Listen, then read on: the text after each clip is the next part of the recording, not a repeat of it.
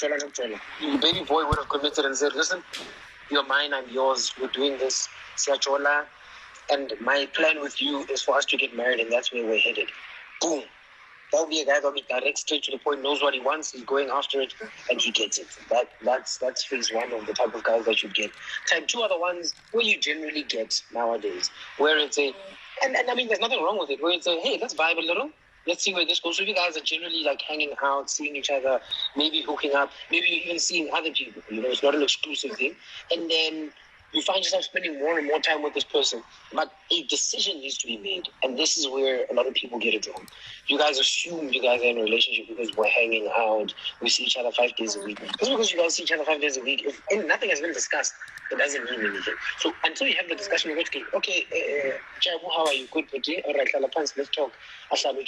And then you say, right, am I your girlfriend? Are you my boyfriend? What does that mean for both of us? What are the limits of our relationship? Just because I'm your boyfriend, you see, you sit down with your boyfriend and you say, baby, I need to say yes. At no point did he say, I will pay. Now you're shocked 5 months later when he says, no, but baby, I'm telling you, I will pay. And now you're shocked. No. If you sit down and have a discussion about this, okay, listen, you're mine, I'm yours, we have no one else, we're not cheating on each other, we stay together. This is what cheating means. This is what this means. All of those sort of things, and define your relationship so that everyone is clear and is signing up for the same thing. If you're all signing up for the same thing, then your relationship has nowhere to go but to flourish, because you all understand the rules of engagement, you understand the terms and conditions that come with the relationship. So when it gets to a point where someone breaches those rules, then it's a discussion with I, Jabu. You said when you don't chat to your exes anymore because of A, B, C, D. What does this mean? Not that it's an automatic into the relationship. And then Jabu must explain, because he knows the terms of the relationship, he knows where this is going, and he knows where he's breached, because it's the discussion that was had. Leaving things in the air because they seem uncomfortable and you don't want to discuss them, and what if I upset him? Have stern discussions in your relationships. I promise you, if you communicate well in your relationships, you will not lack anything. True. Okay. Why do men not hold each other accountable, especially when it comes to things such as rape and abuse? So, why do men not hold each other accountable, especially with things like rape and abuse? So I saw this post the other day. It said, every woman knows a woman that's been raped, but men don't know anyone that's a rapist. Something along those lines. And I thought about it in this way, in that unless, it's going to sound, what I'm going to say is going to sound controversial, but you need to listen to my whole point to understand what I'm saying. Someone raping someone else is not celebrated. So if you know you've raped someone, you're not going to go to the group chat and say, gents, yeah, Regile, this is what I do. I thank you, well done on the drink, thank goodness. I was about to say that man is not treating me right in that house. It's time for you to leave, baby girl. Find yourself a different man. Right, sorry, let me go back to my point. So, men who rape will not, theoretically, will not declare that they've done this bad, evil thing. But there are different degrees that end up to a end point that is rape. So there's I call it rapey. There are rapey things that people do, like someone that says, I had sex with her. She kept saying no, but I convinced her otherwise. That's erring on the side of rapey to me, because it shouldn't get to a point where things are unclear. Exactly. And things such as that. I don't believe in that. So men won't hold each other accountable per se, because one, sometimes they just don't know that the person, we are raper. That's one. Two, it becomes one of those things where the lines have been so blurred in the past about your interactions as mates together. Like a situation where you're like, oh man, this taggy, and then I was with this girl and we hooked up. Yeah, she was more drunk than I am. Where if it wasn't addressed at that point as boys, where you said, no, my man, nothing is wrong. That's rape. You don't do that. Or that was rape. Or you shouldn't have. That person won't understand. And I mean, we're all adults. You should be understanding this. But the terms of engagement that you guys have with each other with regards to topics and ideas such as this, if those things aren't clear, then you won't hold each other accountable, because the next line you're going to say is something like, yeah, no, but we didn't say it, I wasn't there. It's got nothing to do with me. Things like that. And that I don't think is fair. I think, and I did this last year with my friends, I got into the group, and it wasn't even last year because of the list thing. It was much earlier on. Someone had done something or raped, or not of my friends. It was in the news. And I asked my friends in the group, I was like, guys, if you are raping or have raped, announce yourself now. And I know they wouldn't have if they are people that do that sort of thing. If you're the type to do that, please let us know now so that we can stop being friendly with you. Because this isn't right. It's because it becomes guilt by association, but rightfully so.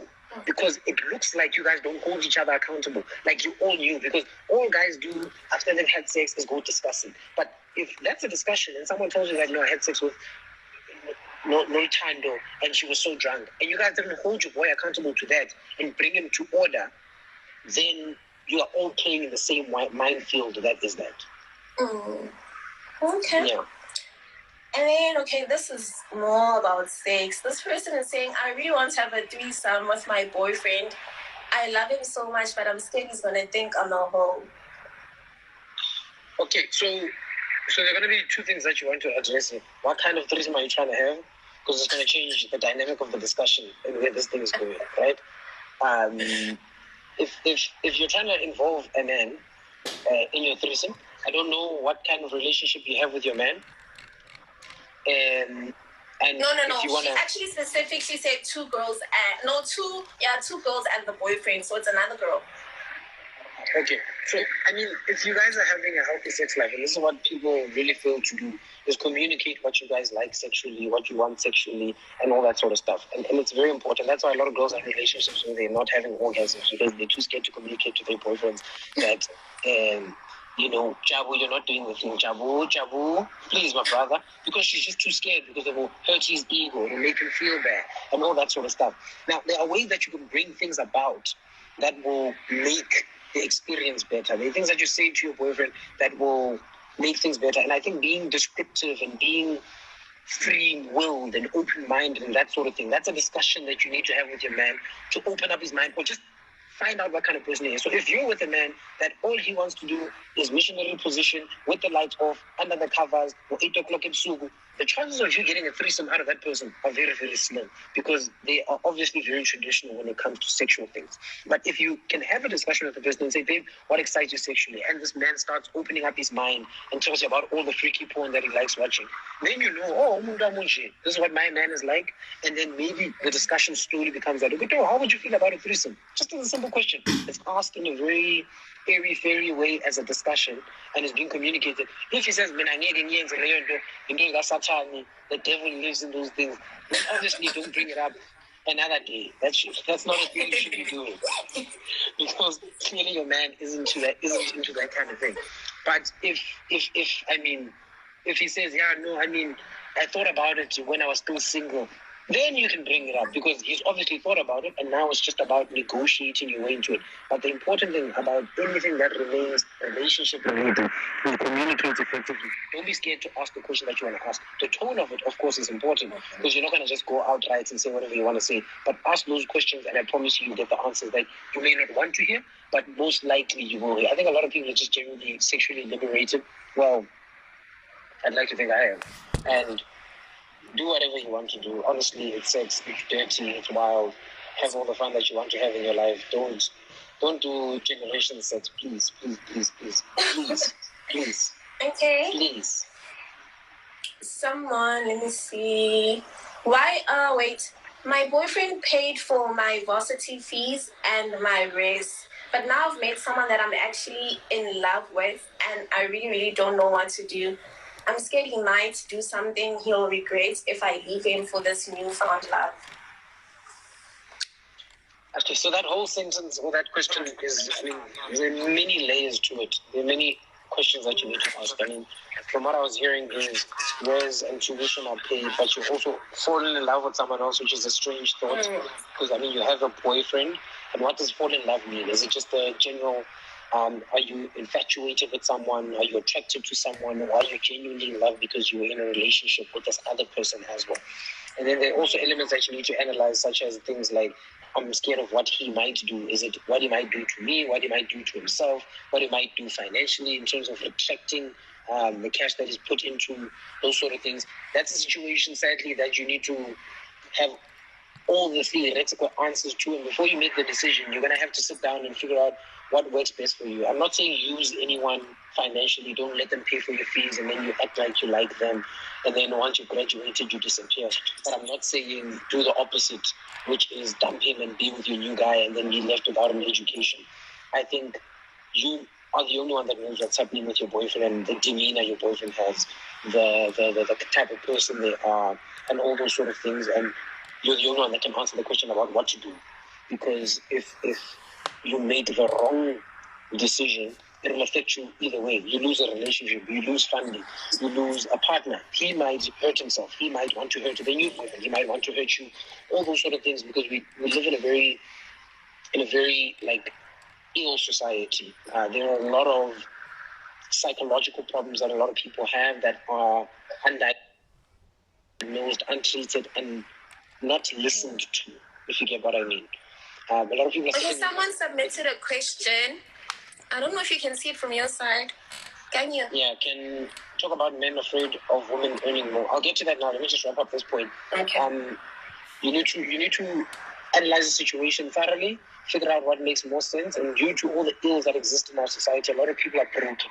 And broken people are problematic because they could just be broken by themselves, where they may hurt themselves, but they may also be broken towards other things. They, femicide and murder and all those sort of things. So I think tread lightly with this one because things could go south very, very easily. All right, the next question, can you talk about men afraid of women earning more, please? This all goes down to ego.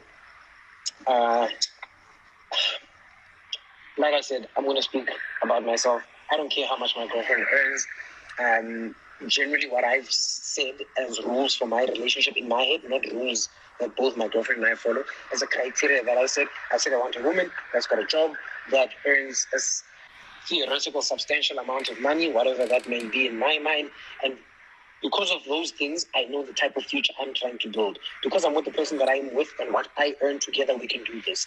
If my girlfriend out earns me, and my girlfriend now probably earns about the same as me, if not more, I don't care about those sort of things. Those are ego plays more than anything else. And a woman that loves you won't use that as a weapon against you. I don't know why men feel that money is a weapon against them, but a woman that loves you won't use that as a weapon against you, where she's like, I think we all need to be sensitive with things, especially that have got to do with fragile male egos.